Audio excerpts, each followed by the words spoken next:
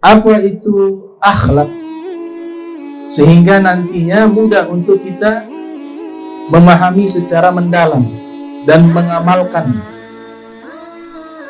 Ada ulama pakar bahasa Arab dunia, seorang sastrawan, seorang ahli fikih, seorang ahli hadis, berasal di kota Zabid di Yaman, namun beliau hijrah ke Mesir, yang menjelaskan isi kitab Ihya Ulumuddin yang disusun oleh Al-Imam Abu Hamid Muhammad bin Ahmad Al-Ghazali At-Tus, yang lahir 450 Hijriah, meninggal 505 Hijriah, bernama Syekh Muhammad Murtada Az-Zabidi. Beliau punya salah satu karya ilmiah tentang kosakata bahasa Arab yang sangat komplit, kurang lebih 42 jilid atau 45 jilid. Satu jilidnya kurang lebih hampir 800, cetakan lain hampir 1000 halaman satu jilidnya. Beliau sebutkan arti daripada akhlak. Jadi akhlak ini bentuk plural, bentuk jamak. Jadi artinya akhlak ini kebaikan yang banyak. Adab, perilaku. Jadi akhlak ini masih umum. Harus ditambah lagi al-akhlakul karimah, karena juga ada akhlak yang buruk. Bentuk mufradnya, bentuk singularnya itu dari kata khulukun. Bentuk jamaknya akhlakun. Kalau khulukun itu artinya satu, akhlak. Kalau akhlakun artinya banyak akhlak. Nah, ini secara etimologi, secara bahasa lugawiyah. Adapun maknanya, makna daripada khulukun, bentuk jamaknya akhlak, maknanya ada 5. Pertama, maknanya ad-din, agama. Tadi disampaikan oleh Al-Mukarram Al-Ustaz Haji Tahakotu, substansi dari ajaran Islam adalah akhlak. Dan kenapa akhlak dinamakan agama? Karena substansi ajaran agama Islam adalah akhlak. Pernah seseorang mendatangi Nabi Muhammad sallallahu alaihi wasallam. Nabi berjalan dengan rombongan sahabatnya. Lantas orang tersebut dia berada di sisi kanan Nabi Muhammad. Dia bertanya, "Ya Rasulullah, ma din?" Ya Rasulullah, apa itu agama Islam? Jawaban Nabi singkat namun padat. Nabi katakan, husnul khuluq, akhlak yang baik. Kemudian belum puas dia. Nabi berjalan lagi, dia menghampiri Nabi dari sisi kiri. Bertanya lagi, "Ya Rasulullah, ma huwa din?" Apa itu agama? Nabi menjawab dengan jawaban yang sama. Husnul khuluq, akhlak yang baik. Nabi berjalan, masih belum puas sang penanya, mengikuti lagi Nabi dari belakang. Kemudian memegang pundak suci Nabi Muhammad SAW. Kemudian Nabi menghadapkan wajahnya ke orang-orang tersebut. Kemudian orang tersebut bertanya, "Ya Rasulullah, ma huwa din?" Apa itu agama Islam? Nabi menjawab, husnul khuluq, akhlak yang baik. Maka dari sinilah para pakar bahasa Arab menjadikan sebagai rujukan, referensi bahwa khulukun, akhlak itu artinya agama. Dan agama substansinya, ajarannya adalah akhlak yang baik.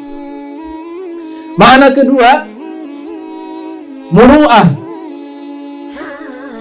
Jadi akhlak berarti muru'ah. Muru'ah ini menjaga kehormatan diri. Menjaga kehormatan diri. Standar menjaga kehormatan diri sesuai dengan tingkatan manusia masing-masing. Kalau ahli hadis, muru'ahnya ini lebih tinggi. Karena mereka di dalam kepalanya membawa hadis Nabi Muhammad SAW. Di kepalanya membawa hafalan Al-Quran 30 juz. Sehingga standar yang digunakan untuk menjaga muru'ah kemuliaan diri tersebut berbeda dengan orang awam. Misal, Imam Bukhari, ya, Muhammad bin Ismail bin Ibrahim bin Mughirah bin Bardizbah Al-Ju'fi Al-Bukhari, lahir 194 Hijriah, meninggal 256 Hijriah.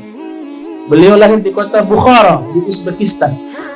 Ahli hadis, kitab hadisnya diakui oleh mayoritas para ahli hadis kitab sahih setelah Al-Quran, yaitu mengumpulkan hadis-hadis Nabi Muhammad sallallahu alaihi wasallam.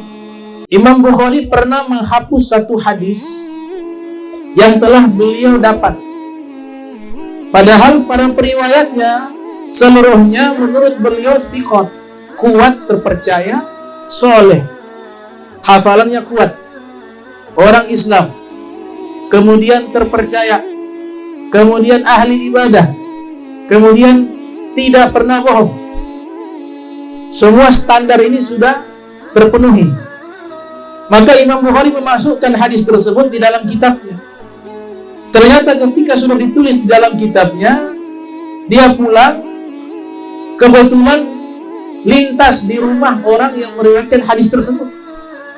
Ternyata orang tersebut sedang makan di pinggir jalan di tempat yang terbuka, kemudian makannya dalam posisi berdiri. Makan posisi berdiri. Maka ini kan kontradiksi dengan sunnah Nabi Muhammad SAW.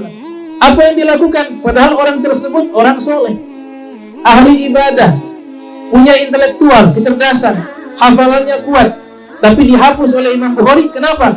Karena tidak bisa menjaga kehormatan ilmu agama. Dihapus sama Imam Bukhari. Oh, nggak bisa, nggak bisa jaga muro'ah. Makanya itu namanya akhlak, muro'ah, menjaga kehormatan diri. Kemudian arti lainnya akhlak adalah al-'adah, kebiasaan. Jadi kebiasaan yang kita lakukan sehari-hari itu namanya akhlak. Kalau kebiasaannya baik dalam perspektif agama, namanya husnul khuluq. Kebiasaannya baik dalam perspektif kebangsaan, namanya moral. Kebiasaannya baik dalam perspektif kesukuan, namanya adab. Adab. Nah, akhlak universal.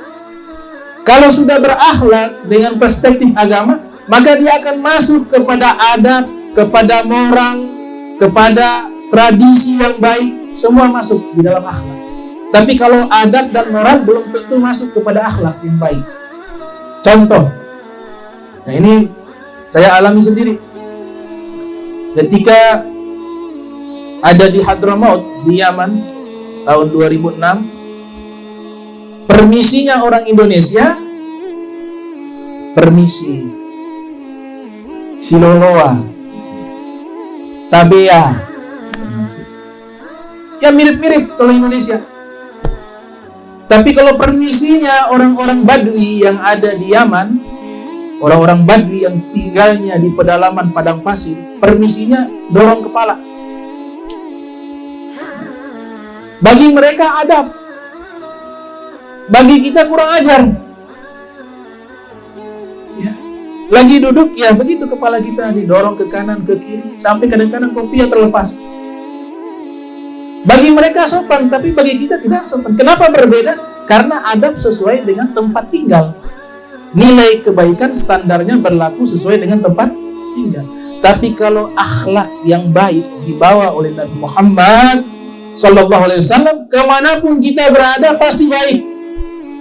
Kenapa? Karena yang mengajarkan adab dan akhlak kepada Nabi yang menciptakan manusia. Adabani Rabbi fa ahsana ta'dibi, kata Nabi. Yang mendidik saya Allah, maka Allah mendidik saya dengan pendidikan terbaik, kata Rasulullah sallallahu alaihi wasallam. Nah, ini 3. Makna berikutnya sajiyah. Akhlak artinya sajiyah. Sajiyah artinya perangai. Perangai. Perangai ini di dalam kitab Lisanul Arab Seorang pakar bahasa Arab namanya Ibnu Manzur punya kitab namanya Lisanul Arab, mengatakan perangai itu adalah tabi'ah. Bahasa Indonesia tabiat. Jadi sudah jadi watak, ya. Sudah watak karakter. Itu arti akhlak yang keempat. Arti akhlak yang kelima, adab. Tadi sopan santun. Nah, inilah secara bahasa. Adapun secara definisinya, kita lihat para ahli menjelaskan. Di antaranya yang pakar dalam bidang akhlak ini adalah, salah satunya adalah Imam Al-Ghazali. Ya, Al-Imam Al-Ghazali ini seorang ulama multi talenta. Bahkan dikatakan sebagai orang yang jenius. Beliau punya kitab tentang akhlak, di antaranya Ihya Ulumuddin, Minhajul Abidin, Kimia Sa'adah. Banyak karya beliau tentang akhlak yang berkaitan dengan ilmu tasawuf. Makanya dikatakan, man zada alaika fi khuluqin zada alaika fi tasawufin. Orang yang akhlaknya bertambah baik, maka tasawufnya juga bertambah baik. Jadi standar seseorang itu pakar atau sudah mengamalkan ilmu tasawuf, maka standarnya dilihat dari akhlaknya. Kalau akhlaknya makin luar biasa, berarti tasawufnya makin luar biasa. Tapi akhlaknya berantakan, berarti tasawufnya berantakan. Nah, Imam Ghazali mengatakan akhlak artinya yaitu halun nafs, keadaan jiwa yang tertanam di dalam hati, muncul darinya tasduru anha al-af'alu bisuhulah, muncul daripadanya perbuatan-perbuatan yang dilakukan dengan mudah tanpa berpikir atau pertimbangan terlebih dahulu. Ini makna akhlak secara istilah. Nah, ini istilahnya mungkin sulit dipahami, tapi kalau contoh bisa kita paham. Imam Ghazali mengatakan akhlak itu keadaan jiwa, artinya tulus dari hati. Misalnya dikatakan dia orang yang dermawan. Dermawan namanya sakhiyun atau jawad. Ada ulama namanya Sayyid Muhammad Jawad, punya julukan Al-Jawad, sangat dermawan. Beliau sangat dermawannya sehingga kalau orang datang ke rumah bertamu, habis disuguhi makanan, pulang dapat uang dengan jumlah yang besar. Disebutkan di situ kurang lebih 10 juta masing-masing. Makanya diberikan gelar Al-Jawad. Bahkan sebagian tamu itu disisipkan uang dinar, koin emas, disisipkan di dalam roti. Jadi nanti digigit, dapat 1 keping emas. Roti yang kedua dapat 2 keping emas. Saking dermawannya diberikan gelar kehormatan Muhammad Al-Jawad. Dan beliau ini masih anak cucunya Nabi Muhammad sallallahu alaihi wasallam. Karena Muhammad Jawad ini punya ayah namanya Al-Imam Ali Ridho. Al-Imam Ali Ridho punya ayah namanya Al-Imam Musa Al-Kazim. Al-Imam Musa Al-Kazim punya ayah namanya Al-Imam Ja'far As-Shadiq. Al-Imam Ja'far As-Shadiq punya ayah namanya Al-Imam Muhammad Al-Baqir. Al-Imam Muhammad Al-Baqir punya ayah namanya Al-Imam Ali Zainul Abidin. Al-Imam Ali Zainul ayahnya namanya Al-Imam Al-Husain. Al-Imam Husain ayahnya adalah Al-Imam Ali bin Abi Thalib. Istrinya adalah Sayyidah Fatimah Zahra bintu Rasulullah sallallahu alaihi wasallam. Makanya gelarnya Al-Jawad. Imam Ghazali mengatakan akhlak itu keadaan hati. Akhlak yang sesungguhnya sumbernya di hati. Nanti dari hati muncul dengan perbuatan. Makanya pepatah mengatakan innal kalama la fil fuadi wa innama ju'ilal lisanu 'alal fuadi dalilah. Kata ini sesungguhnya yang ada di dalam hati. Lidah ini hanya menerjemahkan isi hati. Itu kata para pepatah yang ada di dalam kitab-kitab teologi. Nah, Imam Ghazali katakan akhlak keadaan hati seseorang. Muncul perbuatan dengan mudah tanpa berpikir dan ada pertimbangan. Contoh, tadi ilustrasinya Muhammad Jawad. Ada ulama di Mesir juga terkenal dermawan namanya Al-Imam Lais ibn Sa'ad Al-Misri namanya. Itu saking kayanya, beliau pengusaha kain sutra, pengusaha madu, banyak, kaya raya, dan ulama ahli fikih. Tapi herannya setiap tahun tidak pernah keluar zakat. Kenapa tidak pernah keluar zakat? Karena sudah habis sedekah. Habis sedekah, gak pernah zakat. Setahun habis, putar lagi modal, usaha lagi, habis lagi. Kasih fukara, orang-orang fakir miskin dikasih. Kasih ulama-ulama yang mereka waktunya habis di dalam menuntut ilmu, di dalam agama, beliau yang kasih kompensasi. Dia termasuk Imam Malik bin Anas kirim surat, wahai Al-Imam Lais bin Sa'ad, saya punya anak mau menikah perempuan, boleh saya minta kirimkan minyak wangi, perlengkapan pernikahan sedikit saja. Dikirim 70 ekor unta bawah, dengan uang di dalam peti. Nah ini mereka contoh para ulama, Sayyid Muhammad Jawad dan Al-Imam Lais bin Sa'ad, ketika mengeluarkan itu tulus, tanpa berpikir. Ketika ada yang minta, dikasih tanpa berpikir. Lihat orang susah, langsung dikasih. Nah ini namanya akhlak yang baik dari sisi akhlak dermawan. Makanya Imam Ghazali bilang sumbernya di hati, mereka lakukan tuh tulus.